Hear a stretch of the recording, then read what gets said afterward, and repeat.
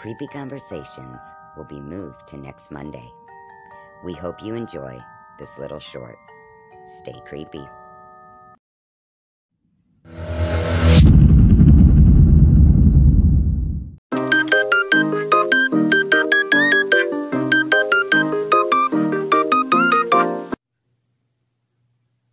Creepy Conversations will have to be moved to next Monday because if you didn't know, we just survived a little mini blizzard here in Michigan. It got dangerously cold, the roads are still pretty bad, so my ladies are taking a break for this week, and so I thought it might be a little fun to do some weird news that happened this week.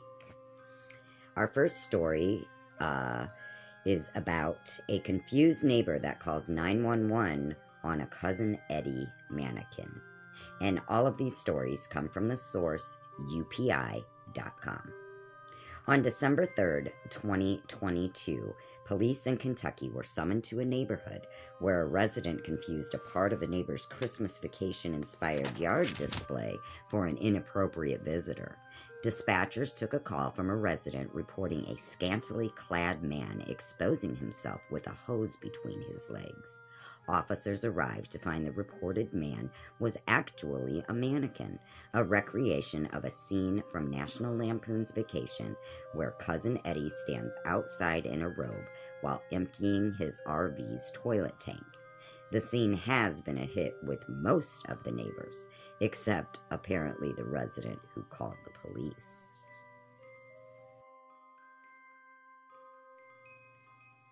And up next, we have the world's largest crocheted tree made in Portugal.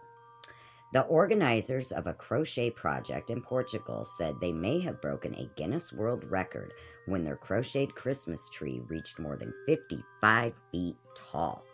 A residents group in Loures, Lisbon, said the project started as a means of providing social activities for elderly residents after 2 years of pandemic shutdowns, but the project soon grew to involve 70 people from ages 11 to 88.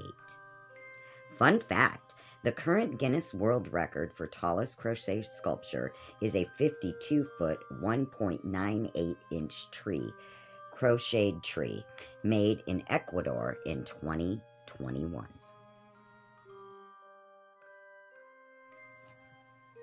And did you happen to hear about the man from Rhode Island whose nativity scene features more than 400 pieces? This nativity scene has been in the works for over 50 years. Eugenio Gino Milano, 80 years old, said, "Setting up an annual nativity scene is a tradition passed down from his father. He started in 1975 and says every year it's a little bit different.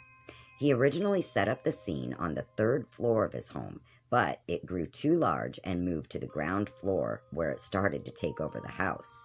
He decided to move it outdoors. He erected a plexiglass shed outside of his home so that the scene could be visible to the public without being in danger from the weather." Milano says, quote, "I'm happy I'm making people happy because I got a lot of people coming around and they enjoy it. I take it down January 6th because in Italy we celebrate the Epiphany." End quote. And now, some freaky news about a shark. And this also comes from the source UPI.com. December 20th, the Shed Aquarium in Chicago, which, by the way, is just a hop, skip, and a jump away from where we are located here in Edwardsburg, Michigan. But the Shed Aquarium said that researchers were stunned when they discovered a female zebra shark had hatched pups without any genetic material from a male. The female shark, nicknamed Bubbles, hatched the pups in the tank that she shares with multiple other adult zebra sharks, and the babies were originally thought to have been fathered by a male shark in the tank.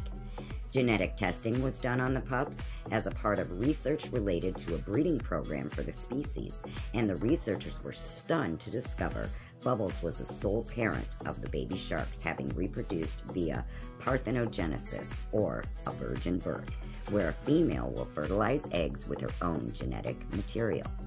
The aquarium said zebra sharks have been known to reproduce asexually on rare occasions, but it was believed to be a response to lack of available male mates. This discovery throws a wrench in what we thought about how and why parthenogenesis happens. We are continually learning, said Kevin Feldhelm, a researcher at Chicago's Field Museum, in a Shed Aquarium news release.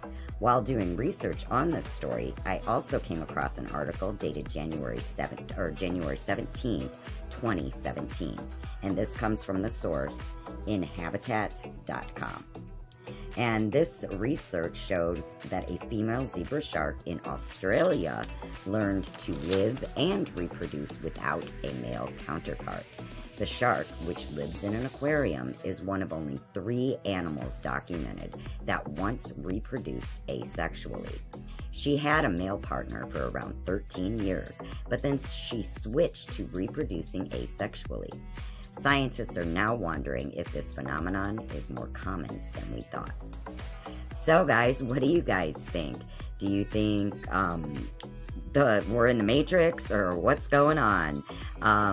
Share your thoughts with us. Either comment below, or you can also email us at legendslorehauntings.more@gmail.com.